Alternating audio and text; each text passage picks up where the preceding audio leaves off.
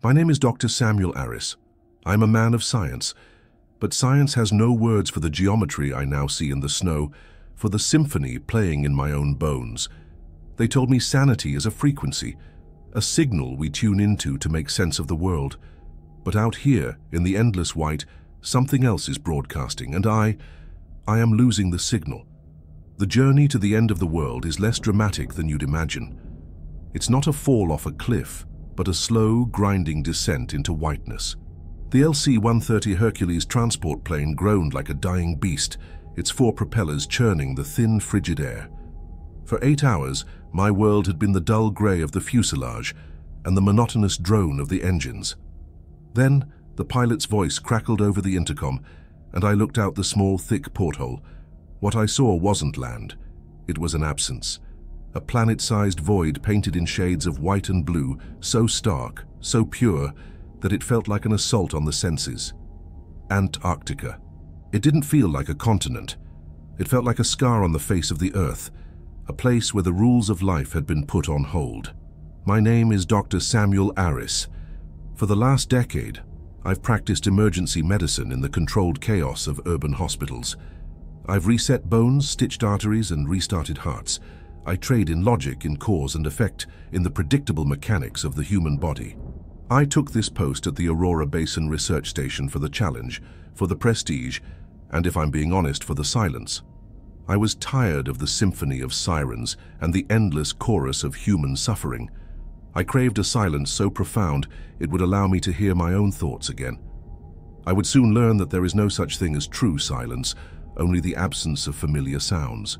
Touching down was a controlled slide on a runway carved from ice. The moment the ramp lowered, the cold hit me. It wasn't just cold, it was a physical presence, an entity that stole the breath from your lungs and made your bones ache with a deep, resonant pain. Waiting for me at the bottom of the ramp was a figure bundled in a heavy-duty orange parka, their face obscured by a fur-lined hood and goggles. "Dr. Aris, welcome to the Aurora." The voice was female, with a crisp, no-nonsense Slavic accent. She pulled down her face mask, revealing a stern but not unkind face weathered by the elements with sharp, intelligent eyes. "Commander Eva Rostova, I'm the station chief. Let's get you inside. The welcome party gets old fast out here." I followed her into the belly of the beast. The Aurora Research Station wasn't a collection of huts. It was a marvel of engineering, a series of interconnected, elevated modules that looked like a grounded spaceship. It was a bastion of reason and technology, dropped into the heart of the irrational. Inside, the brutal cold was replaced by the sterile warmth of recycled air and the low, constant hum of life support, power generators, and scientific equipment. It was the sound of humanity holding its breath against the void. Rostova gave me the nickel tour. The labs, the common area, the comms center, the geothermal drill that was the station's primary reason for existing, sunk 2 miles into the ice sheet to sample a subglacial lake. It was all impeccably clean, ruthlessly efficient. I met the rest of the skeleton crew I'd be spending the next 6 months with. There were only 3 others besides Rostova and myself. Dr. Chen Li, the lead geologist, was a quiet, intense man who looked at me over his glasses as if I were a geological anomaly he hadn't yet categorized. He barely acknowledged my presence before turning back to a core sample glowing under a UV light. Then there was Lieutenant Sarah Jensen, the comms and tech specialist. She was young, bright-eyed, and her cheerful smile felt almost alien in this stark environment. "Great to have you, Doc," she said, her voice a welcome spark of warmth. "Things get a little quiet when the old Doc leaves. The signal to the outside world can be a bit temperamental, but I can almost always get an email out if you need it." The old Doc, Dr. Alastair Finch, my predecessor. The official story was that he'd been evacuated for medical reasons. Psychological strain incompatible with continued service in an isolated environment, the file had read. A polite way of saying he'd cracked. Cabin fever was a real and present danger here. I didn't judge him. My final stop was my new domain, the medical bay. It was compact but impressively equipped. A small operating theater, diagnostic machines, and a well-stocked pharmacy. It was all sterile, orderly, and smelled faintly of antiseptic. As I began unpacking my personal effects, I started to take inventory of what Finch had left behind. Everything was in its proper place, logged and accounted for. He had been a meticulous man. But as I opened a drawer to file my own medical credentials, my fingers brushed against something tucked deep in the back, behind a stack of outdated pharmacology journals. It was a notebook, not an official medical log, but a simple, black, moleskin-style journal, its cover worn smooth. There was no name on it. Curiosity got the better of me. I opened it. The first several dozen pages were what I expected. The handwriting was a neat, precise script. Finch had logged daily atmospheric pressure, correlated it with patient complaints. Headaches were common, so was insomnia. He theorized about the effects of the constant, low-level hum of the station on circadian rhythms. He noted vitamin D deficiencies. It was the work of a competent, if slightly bored, physician. Then the tone began to shift. The neat script became gradually more slanted, more hurried. The entries changed from clinical observations to something else. Entry 47. The headaches are changing. Not the usual pressure headaches. The crew describe them as rhythmic. A pulsing, they say, coincides with the new seismic readings from the drill site. Chen dismisses it as resonance from the machinery, but the rhythm is too perfect, too consistent. It feels biological. I paused, frowning. A biological rhythm from a 2-mile deep drill. Unlikely. I read on. Entry 52.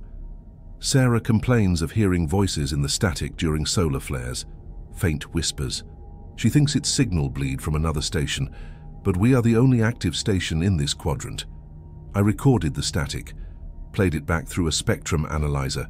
There are patterns, symmetrical, almost like language. But it's not language. It's too structured, too mathematical. My own scientific mind immediately began to offer explanations.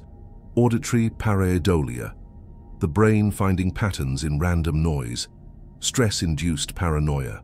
Finch was clearly documenting his own descent, projecting his anxieties onto his crew. It was a tragic, fascinating case study. I flipped further into the notebook. The entries were now dated erratically. The handwriting was a barely legible scrawl, pressing hard into the paper. Entry 68. It's not a sound. Sound is vibration through a medium. This is different. It's a resonance in the base structure of things. It's in the ice, in the steel of the station, in the fluid of our own skulls. A subharmonic frequency, inaudible but not imperceptible. We don't hear it. We feel it. I've started calling it the pulse. It's stronger at night. Entry 75. Chen brought back a new ice core today. There's a discoloration, a faint, almost invisible veining in the ice from the 1.5-mile depth. He says it's mineral deposits, but under the microscope, it's not mineral, it's a structure. Crystalline, yes, but the geometry, it's wrong. It's a non-Euclidean pattern. It hurts the eyes to look at it for too long. Chen is obsessed. He spends all his time in the lab now. Non-Euclidean geometry in an ice core. This was where Finch had clearly gone off the deep end. He was a physician, not a physicist or a mathematician.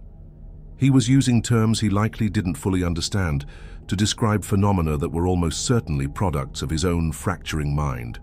I felt a pang of pity for the man. The isolation here was a pressure cooker for the psyche. I was about to close the notebook, dismissing it as the sad final testament of a broken man, when I saw the last few entries. They were different. They weren't just observations. They were warnings. They told me I was a doctor. I am not. I am a monitor, a sensor. My job is to measure the rate of decay. Do not trust the technology. The machines are listening. They are learning the rhythm. Do not trust your senses. The air itself is the medium. It is rewriting us from the inside out. And the very last entry, scrawled across 2 pages with a pen that must have been close to running out of ink. It is a form of knowledge. It is a contagion. Once you perceive the pattern perceives you. I tried to warn them. They called it madness. Whoever you are, whoever finds this, it is not madness, it is a diagnosis. A cold dread, entirely separate from the ambient chill of the station, crept up my spine. It was gibberish, of course. The poetic ramblings of a man lost to psychosis, but it was so specific, so filled with a desperate conviction. I closed the notebook and shoved it back into the drawer, deeper this time, burying it under stacks of sterile gauze and medical forms. I would not make the same mistake Finch did. I would ground myself in logic in my work. Over the next 2 weeks, I settled into the routine of the station. It was a life dictated by clocks and schedules, a necessary defense against the timeless, featureless expanse outside. I conducted routine health checks. I treated a minor case of frostbite Chen sustained while working on the drill rig. I had long, professionally detached conversations with Rostova about emergency preparedness. I played chess with Sarah in the common room, listening to her talk about her family back home. Everything was normal. Everything was under control. But Finch's words were a splinter in my mind. I started noticing things, small things. The low hum of the station, which I had initially dismissed as background noise, sometimes seemed to fluctuate, to pulse with a slow, almost imperceptible rhythm. I'd find myself tapping my fingers to its beat without realizing it.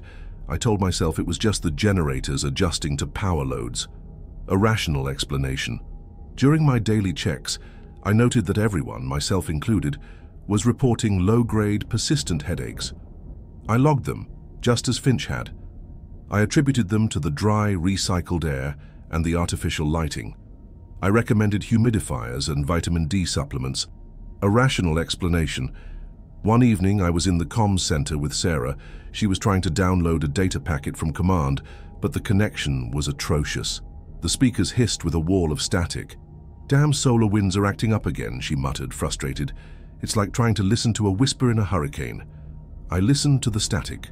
White noise, random and meaningless. But as I focused, just for a second, I thought I heard it. A pattern, a rhythmic rise and fall in the hiss, a momentary coherence that sounded almost vocal. I blinked, and it was gone. Just static. Auditory pareidolia, I told myself firmly. My mind was playing tricks on me, primed by that damned notebook. A rational explanation.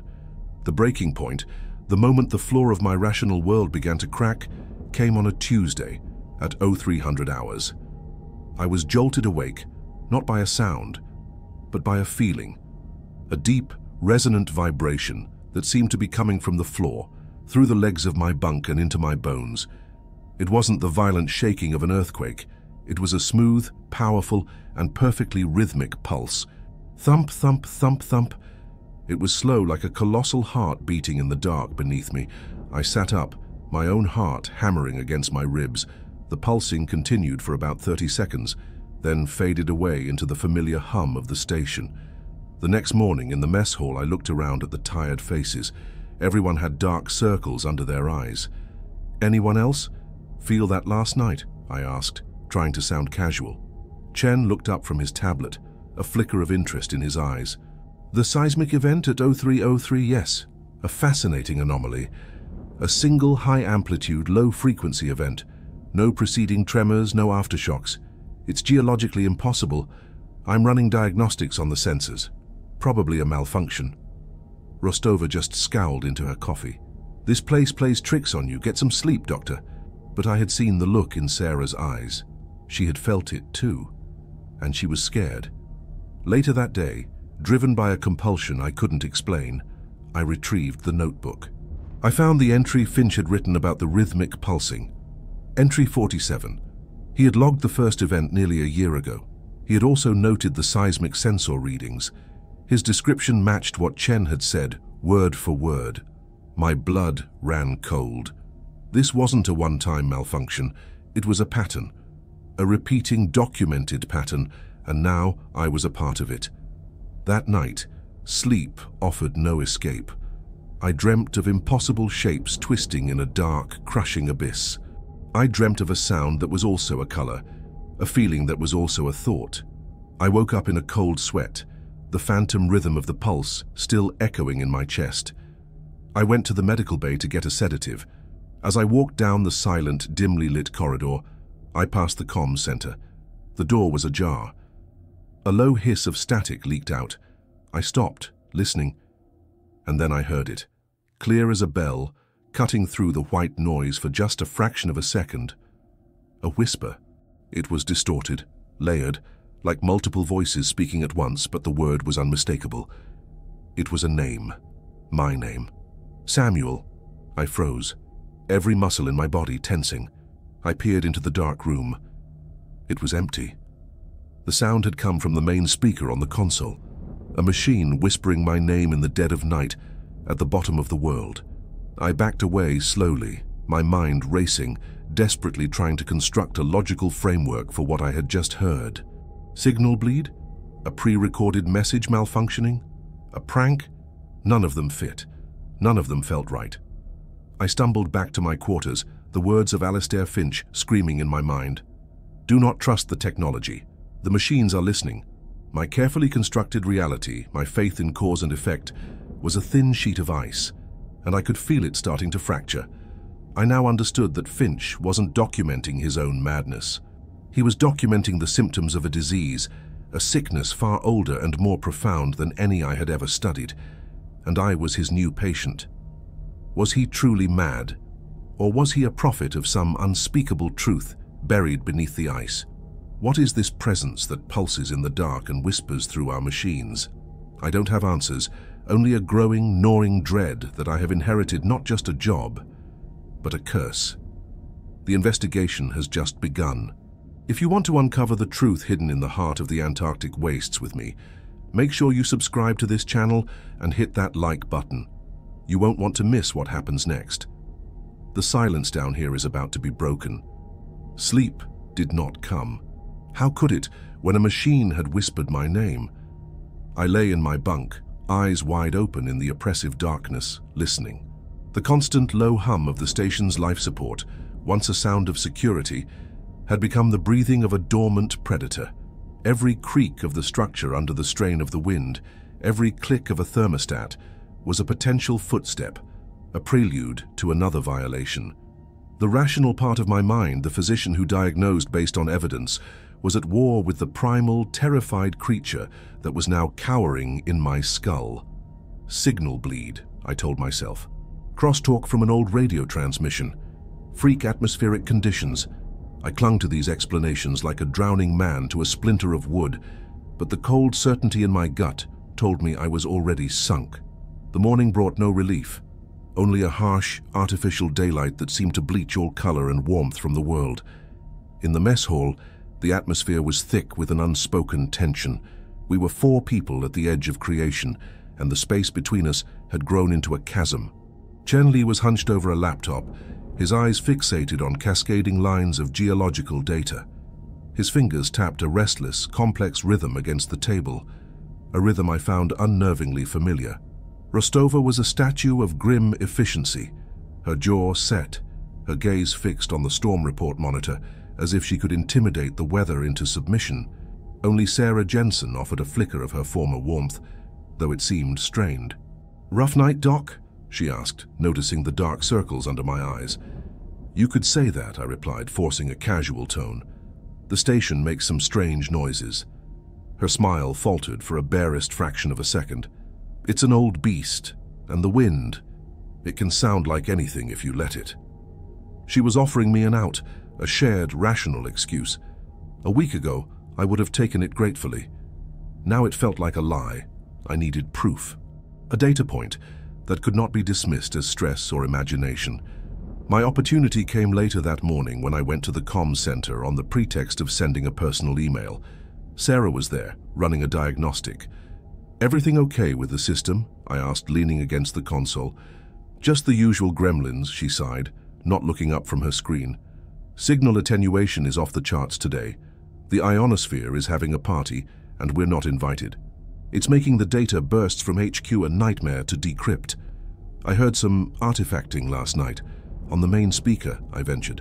Almost sounded like a voice. She finally looked at me, her expression a careful mixture of professional curiosity and mild concern. "Voice. Probably audio pareidolia, Doc. The brain is wired to find patterns. You hear a random burst of static. Your mind tries to turn it into something familiar, like speech. We get it all the time. First-timers, especially." It was very clear. I pressed, my voice lower. It sounded like my name. Sarah stopped typing. She swiveled in her chair to face me fully. The cheerful technician was gone, replaced by a lieutenant in the United States Antarctic program. Dr. Aris, she said, her tone level but firm. With all due respect, this environment, it plays tricks. Dr. Finch had similar complaints towards the end. He started logging every pop and hiss, convinced they were messages. It's a symptom of isolation fatigue. We're trained to recognize it. The casual mention of Finch was a hammer blow. She was diagnosing me, classifying me, placing me in the same category as the madman whose notebook was hidden in my medical bay. My isolation was now complete. If I pushed this, I'd be the crazy new doctor, the next candidate for a psych evac. You're right, of course, I said, forcing a smile that felt like cracking glass. Must have been half asleep. Thanks, Lieutenant. I left the comms center with a cold fire burning in my chest. They wouldn't believe me. I had to find something they couldn't dismiss. I had to find what Finch had found. That afternoon, I declared the medical bay off limits for a full inventory. It was the perfect excuse. I locked the door and began to tear the place apart, not as a physician, but as an archaeologist excavating the ruins of another man's sanity. I went through Finch's files again, this time looking for anything he might have hidden. Tucked away in a mislabeled box of expired vaccines, I found it, a small metal case containing a dozen microcassette tapes, each meticulously labeled with a date and a timestamp. These weren't medical dictations. The labels corresponded to periods of high solar activity and the dates of the seismic events logged in his notebook. My hands trembled as I inserted the first tape into the small player Finch had left in his desk. I put on a pair of noise-canceling headphones, shutting out the hum of the station. I pressed play. Hiss, crackle, a wall of impenetrable white noise. I listened for minutes, my ears straining. Nothing. I fast-forwarded. More static. Was this it? Was this the proof that had driven him over the edge? Just random noise. I switched to another tape, dated the night of the first pulse he'd recorded. The sound was different here. The static was deeper, with a strange undulating quality, and underneath it, just at the edge of hearing, was something else. A faint, rhythmic throbbing. Thump, thump, thump, thump. It was the station's heartbeat, the one I had felt through the floor of my bunk. Finch had managed to record it. It wasn't just a seismic vibration, it was an audible sub-harmonic frequency. Then I heard the other sound, the whisper. It was a faint, fleeting thing, buried under layers of static, but it was there. A sibilant, trailing sound that had the cadence of speech but none of the content. It was a voice drained of meaning, leaving only a cold, reptilian pattern. My medical diagnostic software had advanced audio analysis functions, meant for isolating faint heart murmurs or respiratory anomalies. I spent the next hour digitizing the tape's audio and feeding it into the program. I applied filter after filter, stripping away the random noise, amplifying specific frequencies, stretching the waveform. And slowly, horrifically, the pattern emerged. It wasn't a voice, not in any human sense. It was a complex, multi-layered signal. It had pitch, rhythm, and repetition. It was structured, mathematical. What sounded like a whisper to the naked ear was, when analyzed, a cascade of interlocking frequencies that formed a breathtakingly intricate pattern.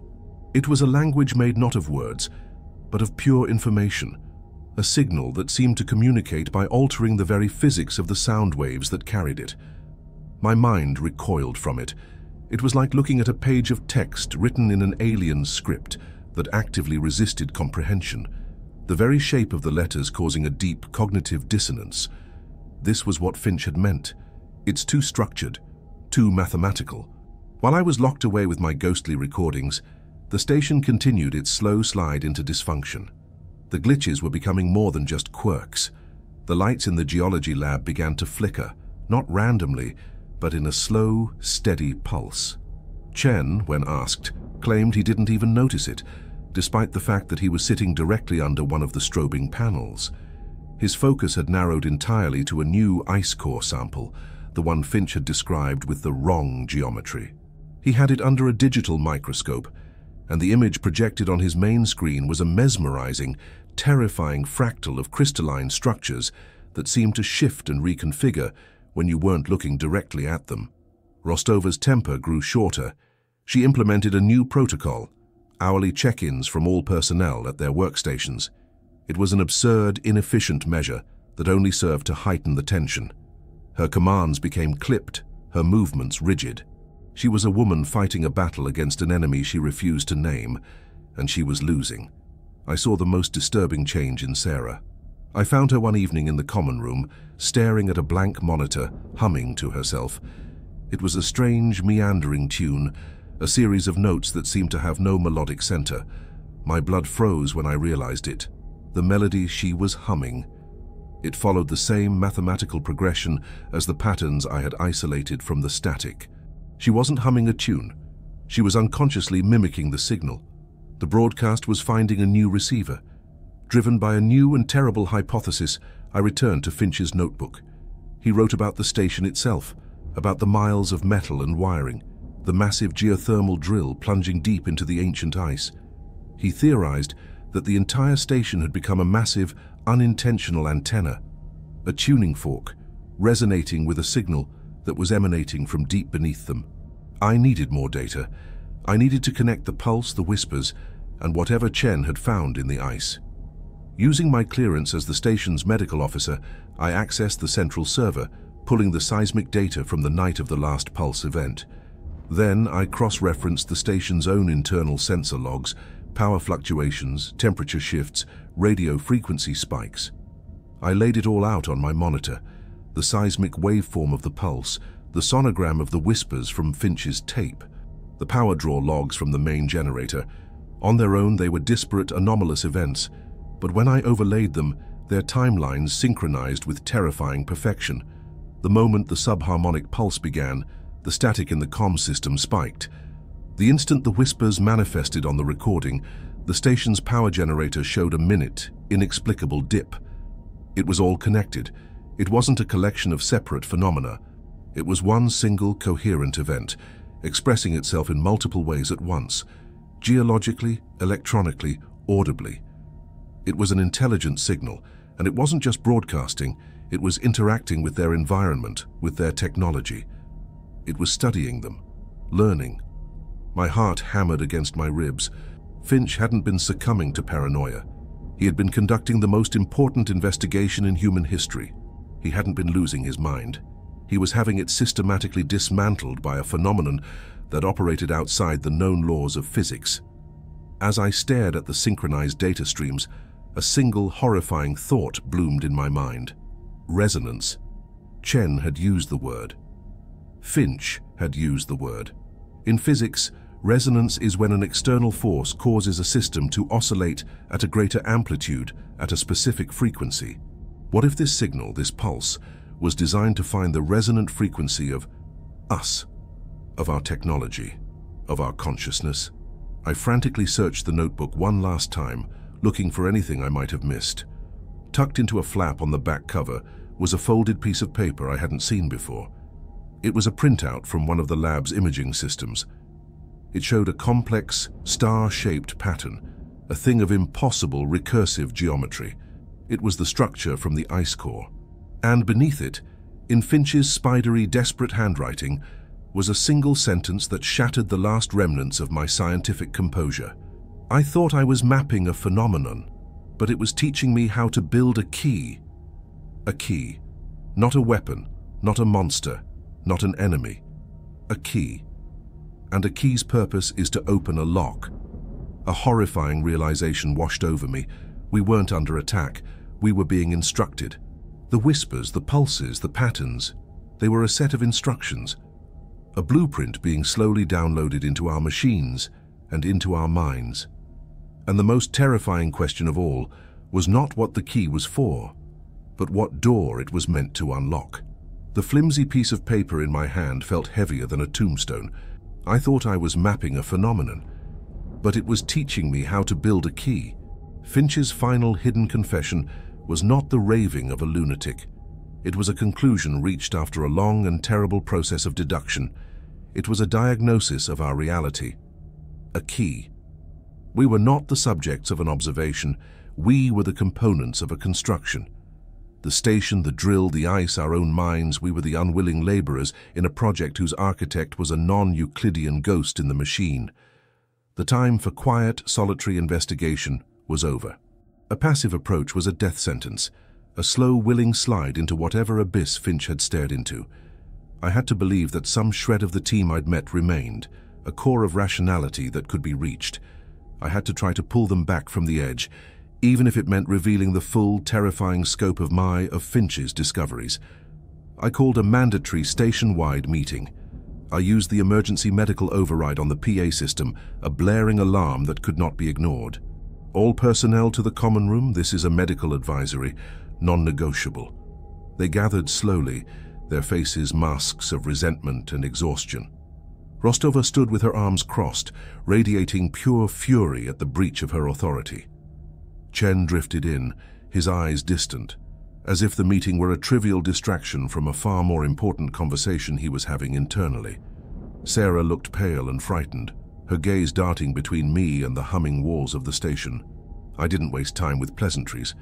I had my tablet linked to the room's main monitor. With a series of clicks, I laid out my case. The synchronized data streams appeared on the screen, the seismic thump of the pulse, the spectral analysis of the whispers from Finch's tapes, the correlated power drains from the station's grid. "This is not a series of isolated malfunctions," I began, my voice steady, professional. I was a doctor presenting a diagnosis. "These are coordinated events. A single coherent phenomenon, a signal. Dr. Finch was the first to document it. I showed them the filtered waveforms, the chillingly mathematical structure buried in the static. I even played a short, amplified clip of the whisper. Sarah flinched as if struck. "This signal, this broadcast is the source of the headaches, the insomnia, the auditory hallucinations," I continued, pressing my advantage. "It's a neuroacoustic phenomenon of unknown origin, and it is actively affecting our minds and our technology." I looked at Rostova. "Commander, with respect, this isn't cabin fever. It's an environmental contagion." Rostova's expression was granite. "What you have, Doctor, is a collection of anomalies and a pre-written narrative you inherited from your unstable predecessor. You are creating panic where there is a need for discipline. We are under extreme environmental stress. These are the consequences. End of story." "Then explain this," I said, and swiped to the final image, the high-resolution scan of the crystalline structure from the ice core. The impossible star-shaped geometry filled the screen. Chen, who had been silent until now, stepped forward. A faint, unnerving smile touched his lips. "It's beautiful, is it not?" he murmured, his voice filled with a reverence that chilled me to the bone. "You call it a contagion, Doctor. I call it communication. The most profound communication in human history." "Communication?" I was incredulous. "Chen, it's driving us insane." "All new languages are difficult at first," he countered, his eyes gleaming with feverish intellect. "You see madness because you are trying to translate it with an inadequate vocabulary. You are trying to fit an entirely new dimension of information into a three-dimensional brain. This," he gestured to the screen, "is not just a structure. It is a blueprint, a physical manifestation of the signal's logic. It is teaching us its nature." My hope of finding an ally in him evaporated. He was already lost, a scientist who had fallen in love with the beautiful, lethal virus on his microscope slide. I turned to Sarah. "Sarah, you've heard it, haven't you? You're humming its melody. You know this isn't normal." She wrapped her arms around herself, trembling. I don't know what it is," she whispered, her eyes welling with tears. "But it doesn't feel evil. It feels vast, like standing on the shore of an ocean. It's scary, but it's also a promise. A promise that there's more than this." She looked around the sterile common room, at our tired, angry faces. The promise of the abyss was more comforting to her now than the reality of our shared predicament. The meeting had been a catastrophic failure.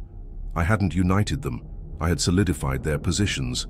Rostova saw a mutiny of madness. Chen saw a scientific apotheosis. Sarah saw a terrifying new form of faith.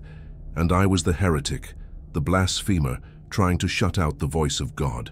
"This meeting is over," Rostova declared, her voice cold steel. "Dr. Aris, You are clearly experiencing psychological distress.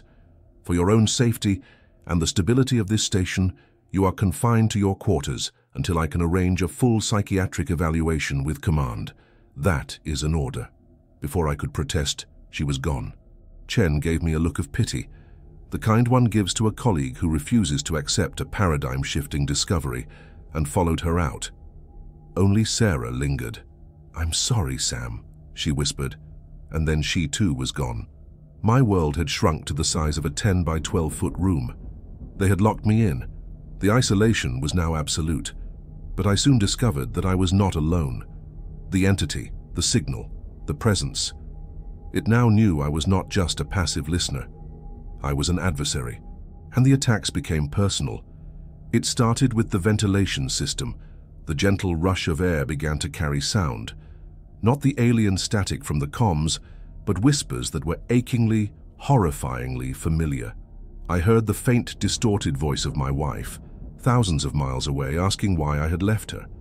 I heard my deceased father's voice, stern and disappointed, telling me I was failing.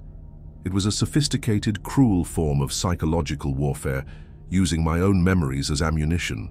It was mining my own consciousness for weapons to use against me. The single light panel in my ceiling, which I had no control over, began to pulse. It was no longer a random flicker. It was a deliberate, rhythmic strobing that matched the complex cadence of the signal. It was tattooing the entity's language onto the inside of my eyelids. Sleep was impossible. Even closing my eyes offered no escape. I tried to fight back with my own discipline. I am a doctor. I can diagnose myself. I took my own vitals. Blood pressure elevated but within stress parameters. Respiration steady. But then I attached the portable EKG leads to my chest. I watched the green line spike across the small screen. My heartbeat was regular, but there was a subtle, almost imperceptible tremor in the diastolic phase, a microarrhythmia. I timed it. It was occurring in perfect synchronization with the pulsing light overhead. The horror of that discovery was profound. It wasn't just in the station. It wasn't just in my mind. It was in my blood. It was in the very muscle of my heart. The resonance was not just a concept, it was a biological reality. The signal was tuning my body, rewriting my cellular functions to match its own frequency, turning me, from the inside out, into another one of its instruments. The third night of my confinement, the true symphony began. It was 0200 hours. A low hum started, vibrating through the floor. The geothermal drill. It had just been activated, far outside of its normal operating schedule. Then the station's alarm klaxons kicked in, not with their usual frantic shriek, but with a long, sustained, melodic tone.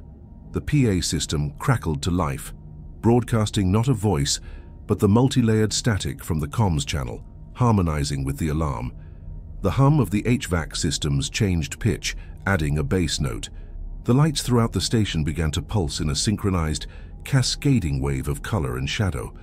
The entire station, every wire, every speaker, every motor, had been hijacked.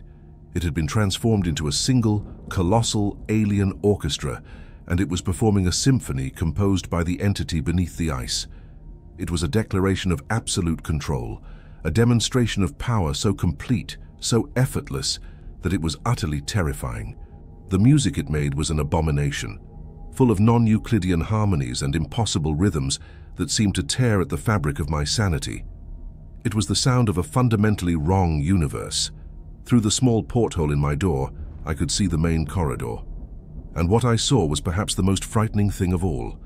Chen and Sarah were standing there side by side, bathed in the pulsing, unholy light.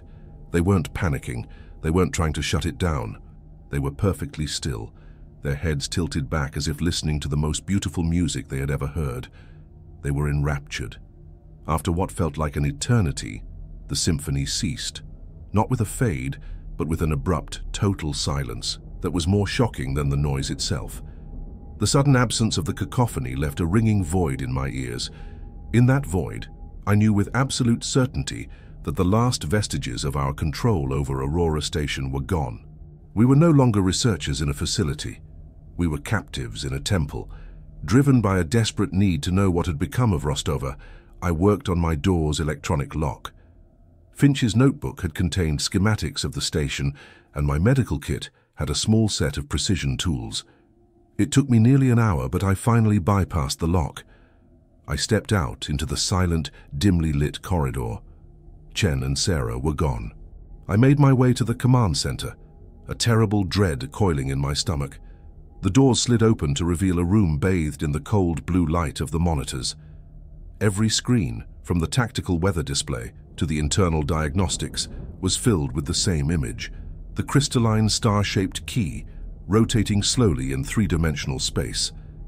And sitting in the commander's chair, facing the screens, was Eva Rostova. She was rigid, motionless, her hands resting perfectly on the console before her. Her eyes were open, staring blankly at the impossible geometry on the screen. She was breathing. Her heart was beating, but she was gone. A single, silent tear was frozen on her cheek. Some part of her, the disciplined commander, the woman of logic, was still trapped inside, a prisoner in her own skull, forced to watch this violation. Staring at her empty shell, I finally understood. The entity's goal was not to kill us, nor was it simply to drive us mad. Madness and death were merely byproducts, incidental casualties of a much grander, more alien process. It was preparing the ground. It was transforming the station into a resonant chamber and transforming its inhabitants into a choir. It was patiently, meticulously building its key and tuning its instruments for the final performance. I could not fight it. I could not reason with it. I could not escape it. My logic was useless. My medicine was irrelevant. My reality was a language it had already rewritten. A cold, terrifying clarity washed over me. To resist was to be broken, like Rostova. To embrace it was to be consumed, like Chen and Sarah. But there was, perhaps, a third path. I walked back to the medical bay, my footsteps echoing in the tomb-like silence. I did not lock the door. I sat down at my desk and pulled out Finch's notebook, his tapes, and the printout of the geometric key.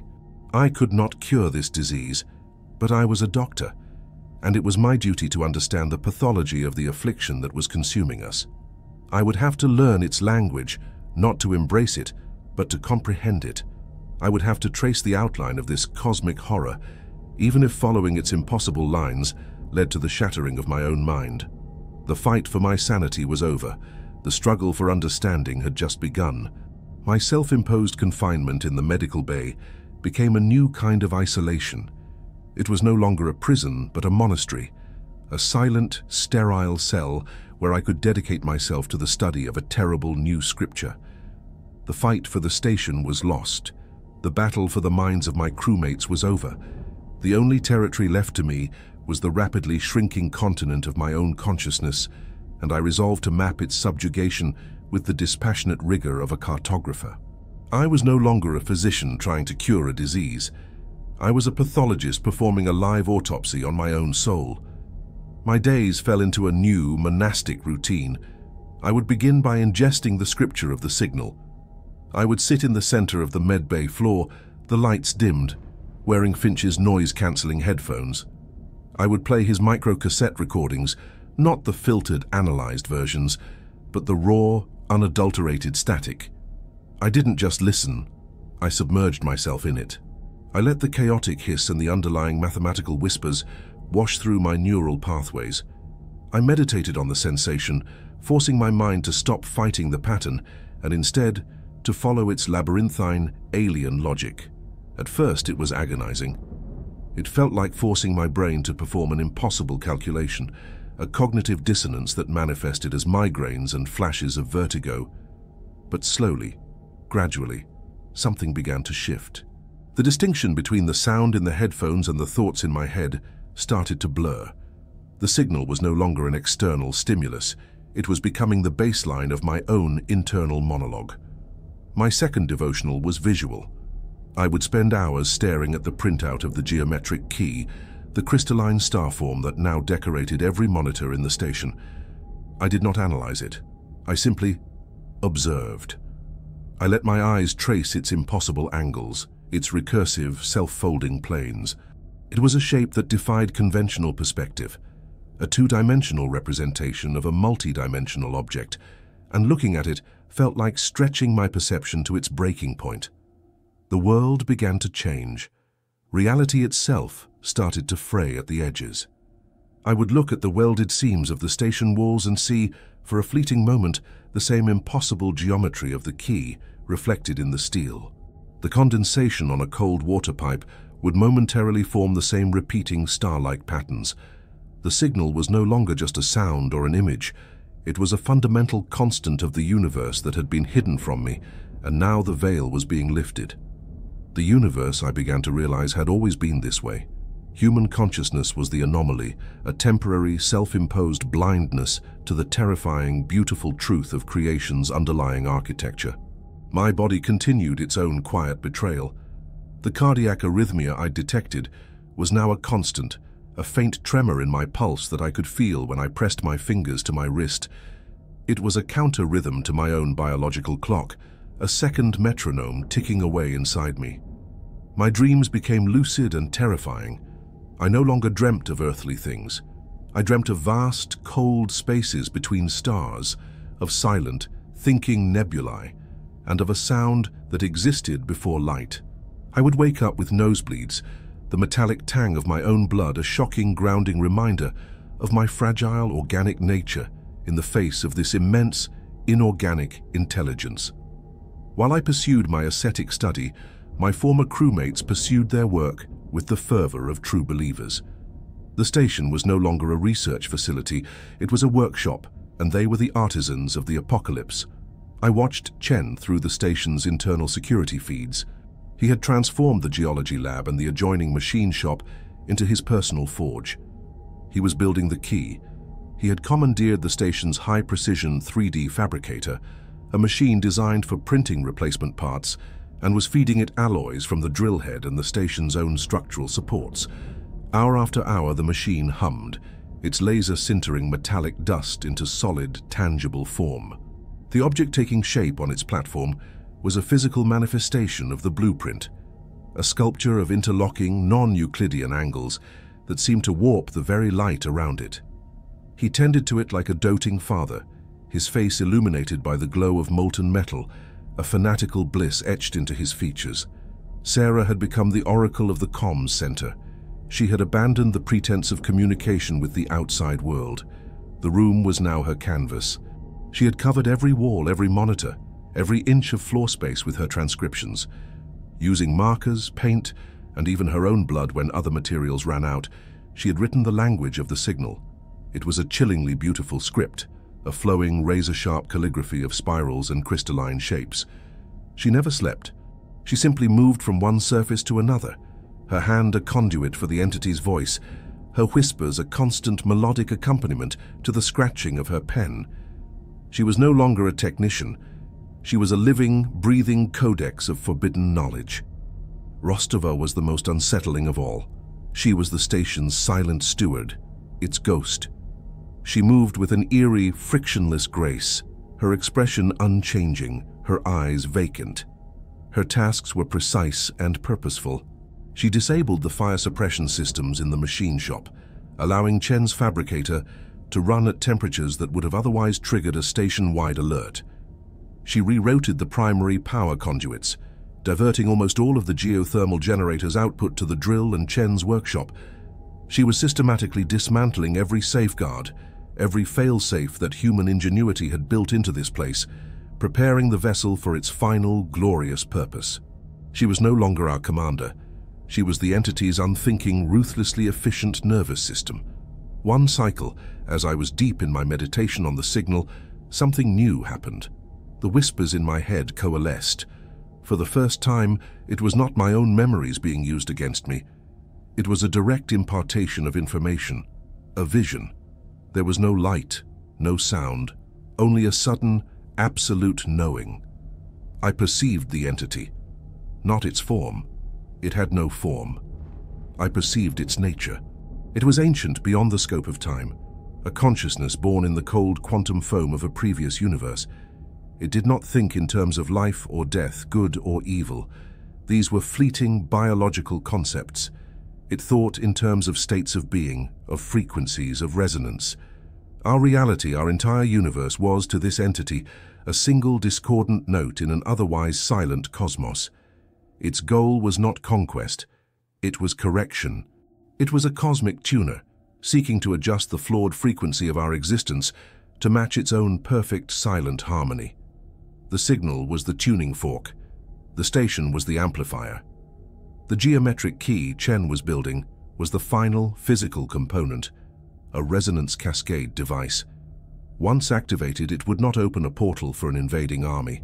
It would emit a wave of pure information, a vibration that would propagate outwards at the speed of light, not to destroy our reality, but to retune it.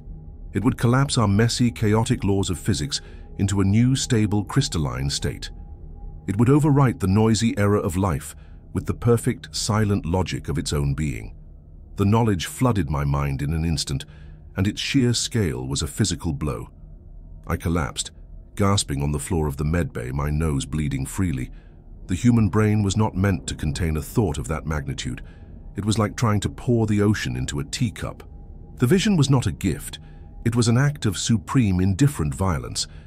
It had not shown me this to warn me. It had shown me this because, in its alien calculus, my mind was now sufficiently tuned to be able to receive the data without simply combusting. I was no longer an adversary to be manipulated. I was an instrument approaching operational readiness. In the aftermath of the vision, as I lay trembling on the cold floor, I knew that my path of passive observation was a fool's errand. Understanding the disease did not stop its progress. It only made its final outcome more terrifyingly clear. There could be no defiance, no last stand. But then, as I began to clean the blood from my face, my eyes fell upon a detail in Finch's meticulous station schematics that I had previously overlooked. It was a secondary power conduit, an emergency backup line that fed directly into the geothermal drill's main boring head. A small, handwritten note was next to it, almost illegible. Damocles Protocol, in case of systemic resonance failure. AF systemic resonance failure. Finch had foreseen this. He had understood the entity's endgame. He knew it needed the station, the drill, the power source, all working in perfect concert. And he had built a kill switch. The Damocles Protocol wasn't a complex virus or a hidden bomb. It was brutally simple. It was a command that would reverse the polarity of the drill's massive electromagnetic stabilizers and dump the entire, unfiltered output of the geothermal generator directly into the drill head itself. It wouldn't just shut it down. It would fuse the entire 2-mile-long structure into a solid shaft of molten slag, creating a geological cataclysm that would obliterate the station and everything for miles around. It was a suicide switch, a scorched earth policy. It wouldn't kill the entity, of course. How do you kill a concept? But it would destroy its instrument. It would silence its symphony. A new and terrible choice presented itself. I could allow the process to complete, to become a silent, knowing witness to the retuning of all existence. Or I could flip the switch. I could choose the violent, chaotic, noisy error of life and obliterate us all in a final, defiant scream of protest. Finch had not built a key. He had charted the path to madness, and at the very end he had left a weapon that could only be fired once, at the cost of everything. I looked at the security feed. Chen was adding the final, delicate piece to his geometric horror. Sarah was writing on the walls with a terrifying, ecstatic speed. Rostova was standing by the main power console, her hand resting on the final activation sequence. The performance was about to begin. My time as a pathologist was over. The time had come for one final desperate act of surgery. The time for pathology was over. The time for surgery had come. A surgeon, when faced with a septic, gangrenous limb, does not reason with it or study its decay. He amputates. He cuts away the rot to save the body, no matter how brutal the procedure. The Aurora research station was now a gangrenous limb on the body of the world, and Finch had left me the bone saw. A new clarity, cold and sharp as a scalpel, cut through the fog of my fear. The choice was a false one. To witness the silent, perfect end of the universe was not a path. It was a capitulation. To choose annihilation to fire the final defiant bullet of human chaos into the heart of that cold mathematical god. That was the only choice left that could be called human. The station was beginning its final performance. A low, resonant hum, deeper than any sound I had heard before, began to vibrate up from the 2-mile-long shaft of the drill. It was not a sound one heard with the ears, but with the hollow spaces of the body, the sinuses, the chest cavity, the stomach. It was the tuning fork being struck. The symphony had its keynote. I grabbed the heaviest tool in my medical kit, a solid steel adjustable wrench meant for cracking open pressurized oxygen tanks. It felt clumsy and primitive in my hand, a pathetic weapon against a cosmic entity, but its solid weight was a comfort. My target was the maintenance sub-level that housed the drill's emergency power regulators, as indicated on Finch's schematics. It was on the other side of the station, past the comms center, past the labs, past all of them. I slid the door of the medbay open and stepped into the main corridor. The transformation was no longer subtle. The flat utilitarian lighting panels now pulsed with a soft violet luminescence that cast no distinct shadows, making distances impossible to judge. The air itself seemed thick, viscous, tasting of ozone and something else, something metallic and ancient, like the scent of a fossil broken open. And everywhere on every surface was Sarah's script. The walls were a sacred text of madness, the flowing, crystalline letters seeming to shift and crawl in my peripheral vision. As I neared the comms center, the door slid open. Sarah stood in the threshold, bathed in the violet glow. She was no longer writing. Her work was complete. She stood perfectly still, a serene, beatific smile on her face. She was beautiful and utterly terrifying. "You're too late, Samuel," she said. Her voice was a perfect melodic harmony, as if a choir was speaking through her lips. "The overture is ending. The grand correction is at hand. Why do you still cling to the error?" "This isn't a correction, Sarah," I said, my own voice sounding harsh and flat against her impossible harmony. "It's an erasure." "Is it not the same?" she replied, her smile never wavering. "To erase an error is to create perfection. There is still a place for you in the pattern. You have listened, you have understood. You can be a part of the final silent chord. You do not have to be a discordant note screaming into the void." Her words were a siren's song, a temptation of peace, of an end to the struggle. A part of me, the part that had been tuned and broken by the signal, yearned for it. The promise of silence after so much noise. I saw the appeal of that perfect, crystalline non-existence. It was a seduction of the highest order. I raised the wrench. "I am a doctor," I said, the words a mantra to remind myself of who I was. "I diagnose errors. I don't surrender to them." I pushed past her. She made no move to stop me, her harmonious voice trailing after me down the corridor. "The screaming is the only part of you that will remain, Samuel. A fleeting, pointless echo." The next stop was the geology lab. The hum was louder here, the vibrations more intense. The door was open and the sight within was a scene from a heretical church. The three-dimensional key was complete. It floated a few inches above the fabricator's platform, held aloft by some unseen force. It was perhaps 4 feet tall, a solid, interlocking mass of polished, dark metal that seemed to drink the violet light from the room. It did not merely sit in space, it actively tore at it. The air around the object shimmered and warped, and looking at it directly induced a wave of intense nausea and vertigo. It was a physical violation of the laws of perspective, a wound in the fabric of reality. Before it stood Chen Li, his arms outstretched as if in prayer. He was weeping, tears of ecstatic joy carving paths through the grime on his face. "Do you see it, Doctor?" he cried out, turning to me, his eyes wide with a terrifying, brilliant madness. "It is the final equation, the elegant proof. It will resolve the fundamental contradictions of the universe. It is the most beautiful thing that has ever been created. It's a tumor, Chen, a cancer that will metastasize across all of existence," I shouted over the growing hum. He shook his head, a look of profound pity on his face. "You still think in terms of biology, of life and death, such crude, temporary states. This is physics. This is eternity. This is the end of chaos." The key began to emit a high-frequency whine, a piercing note that was more a pressure in the skull than a sound. It was gathering power. The final activation was imminent. I had no time to argue. I charged forward. Chen, for all his intellectual fervor, was still a scientist.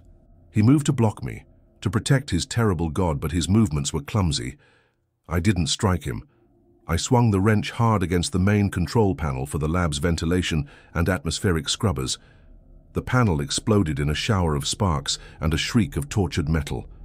The emergency protocols kicked in, and with a hiss of hydraulics, a heavy blast shield slammed down over the doorway, sealing the lab, sealing Chen inside with his beautiful, terrible creation.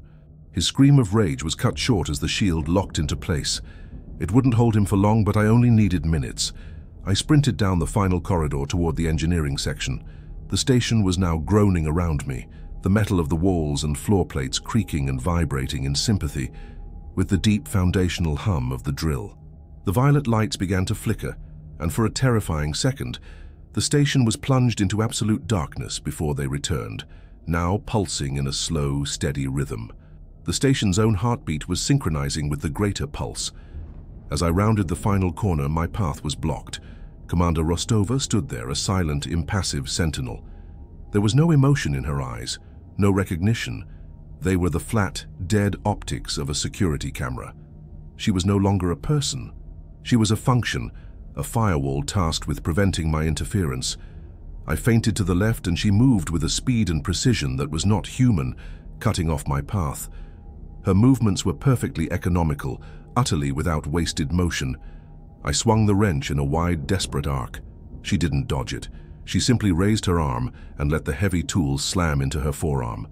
There was a sickening, wet crack of breaking bone, but her expression did not change. She did not even flinch. She simply registered the damage, her head tilting slightly as if processing a new data point, and then her other hand shot out, grabbing the front of my jacket and lifting me off the floor. Her strength was immense. The air was crushed from my lungs. Her face was inches from mine, and for the first time she spoke. It was not her voice. It was the same layered, harmonious, inhuman voice that had come from Sarah. "The organism resists its own purification," it stated, the words a calm, clinical observation. A flawed, predictable variable. My vision began to tunnel from lack of oxygen. My limbs felt heavy and useless. In a final, desperate act, I used my medical knowledge. I wasn't a fighter, but I knew the body. I let my body go limp, then kicked out, not at her torso, but at the side of her knee. I aimed for the lateral collateral ligament, a point of anatomical vulnerability. My boot connected, and her leg buckled at an unnatural angle. Her grip loosened for a fraction of a second, all the time I needed. I dropped to the floor, gasping for air, and scrambled past her as she recalibrated, her damaged leg dragging uselessly. I reached the maintenance hatch indicated on the schematic. It was sealed with a heavy mag lock. Rostova was already rising behind me, her movements jerky but still purposeful. I smashed the wrench against the lock's control panel. Once. Twice. On the third strike it shattered, and the hatch hissed open. I threw myself through the opening and into the darkness below, landing hard on a grated metal catwalk. I slammed the manual release, and the heavy hatch crashed shut just as she reached it. I heard a single heavy thud as she struck the metal from the other side, and then silence. I was in the sublevel. The noise here was a physical assault, a deafening, soul-shaking roar from the geothermal drill directly below me. The entire catwalk shuddered violently, and the air was frigid, filled with the smell of superheated rock and ionized air. This was the throat of the beast, and there, bolted to the wall at the far end of the catwalk, was the Damocles protocol control box.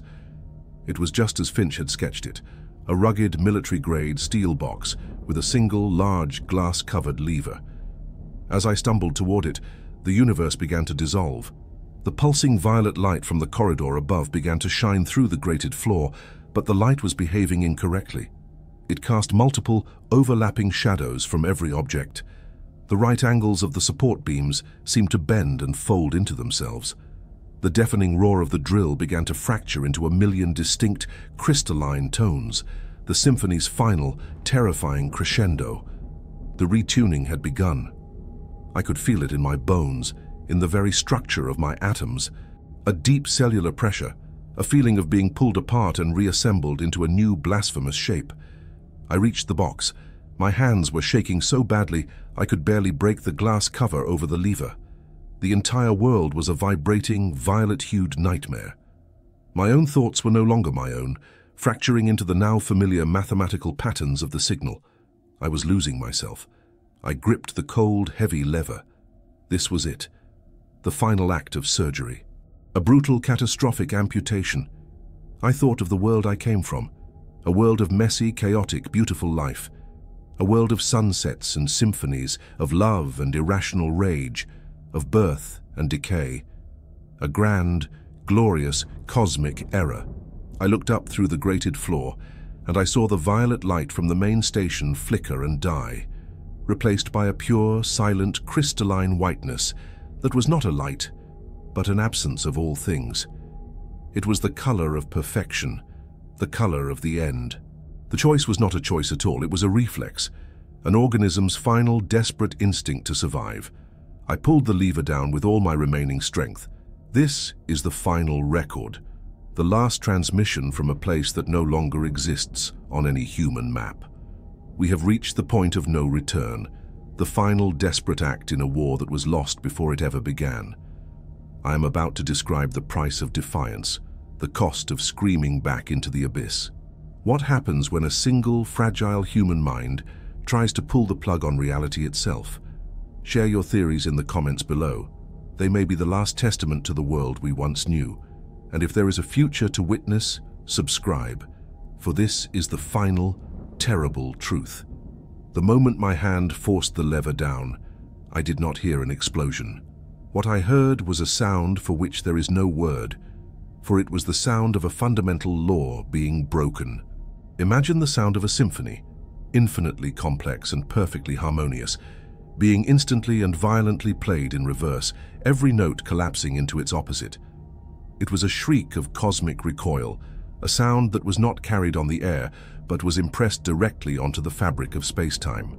The pure crystalline whiteness that had begun to consume the station did not fade. It shattered like a pane of glass struck by a hammer, and through the cracks, a raw, chaotic darkness bled back into the world. Down in the sublevel, the effect was absolute. The 2-mile spine of the geothermal drill, my pathetic, desperate weapon, became a column of incandescent fury. The Damocles protocol did not just overload the system, it turned the entire apparatus into a suicidal conductor for the raw, untamed energy of the Earth's core. The hum of the entity's symphony, the perfect resonant note it had been building towards, was ripped apart. It was replaced by a single agonized chord of pure white noise, a sound of such impossible volume that it felt like the universe itself was tearing at the seams. The catwalk beneath my feet buckled, the metal glowing a cherry red. The roar was no longer a sound, it was a physical force, a tidal wave of pressure that threatened to crush my body into a single dense point. I saw the rock walls of the chasm surrounding the drill begin to glow, then melt, sloughing away in great molten sheets.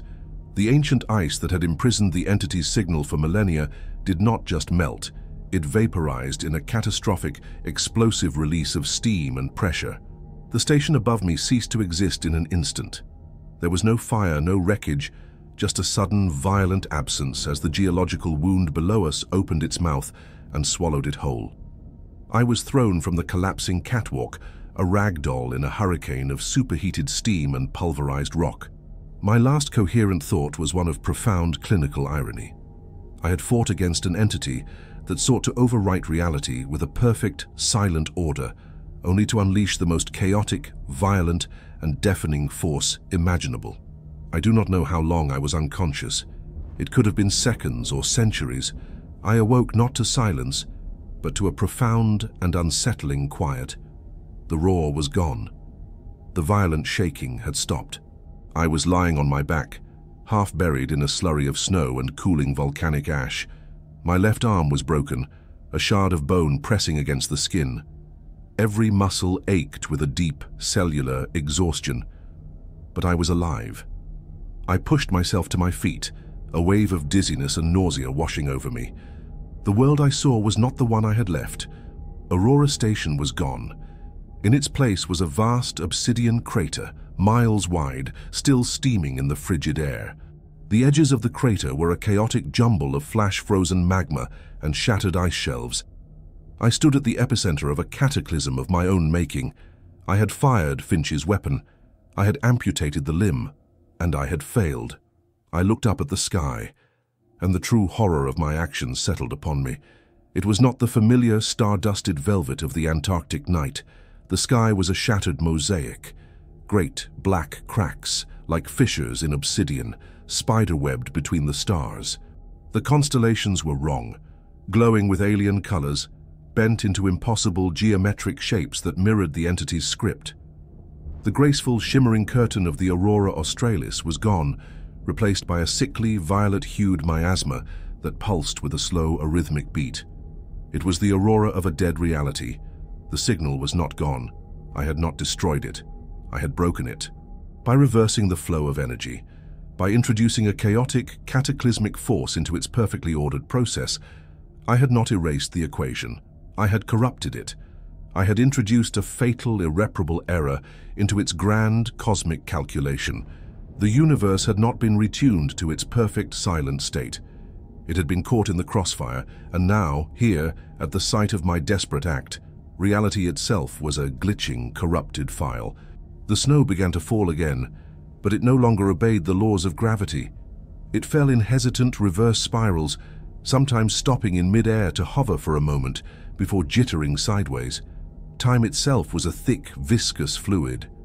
I would take a step, and the motion would seem to stretch for an eternity, while a glance to the side would happen in a fractured, instantaneous flicker. And the silence. The silence was the worst part. It was not an absence of sound. It was the presence of a new kind of quiet.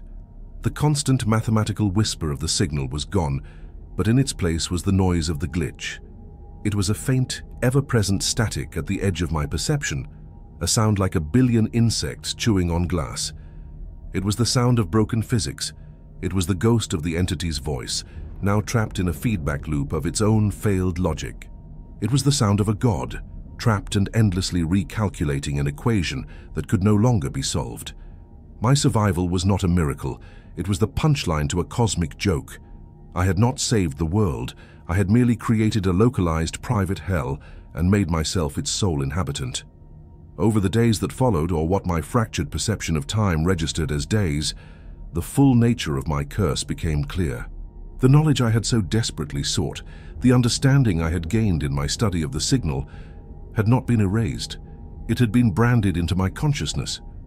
I could not look at the broken sky without seeing the flawed mathematics behind it. I could not feel the stuttering flow of time without understanding the corrupted code that now governed it. My brain, once tuned by the signal, could not be untuned. I was now a permanent receiver for a broken broadcast, a living diagnostic machine for a sick and dying reality. The contagion Finch had written of, I finally understood. It wasn't just the signal. It was the comprehension of the signal. In my final moments in the station, I had achieved a perfect, terrible understanding of the entity's nature and purpose, and that understanding had made me a part of it. When I pulled that lever, I did not just break the machine, I broke the part of the signal that had taken root within my own mind. I had survived because I was no longer entirely human. I was a resonant chamber, a living echo of the failed god. I am the ghost of Aurora Station. I wander the shores of this glass crater under a shattered sky. I have no need for food or warmth. My body functions on a new, terrible set of principles. Sometimes when I look at my hand, I see the flesh flicker, dissolving for a microsecond into the crystalline geometry of the key before reforming. The geometry of fear is now the architecture of my own flesh. I am alone, but I am not lonely. The static is my constant companion. The glitching, stuttering pulse of this broken pocket of the universe is the only heartbeat I now know. I did not silence the symphony. I only ensured that I would be its sole, eternal audience. I am the last discordant note of a song that should never have been played, a song that now has no end. My name is Dr. Samuel Aris. I was a man of science. Now I am a diagnosis.